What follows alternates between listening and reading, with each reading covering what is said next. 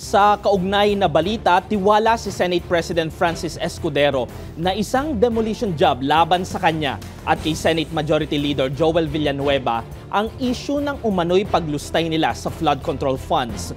Ayon sa Senate President, wala siyang kinalaman dito at kailanman ay hindi humiling ng insertions na 150 billion pesos para sa kanyang probinsya noong binubuo ang 2025 national budget.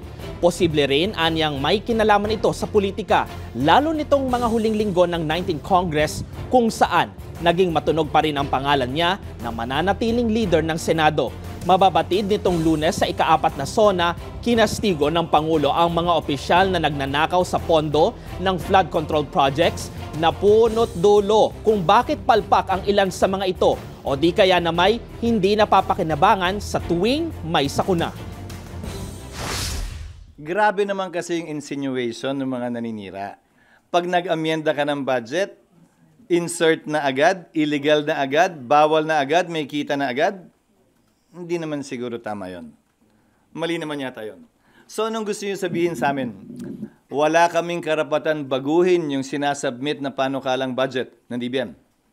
Ganun ba yan?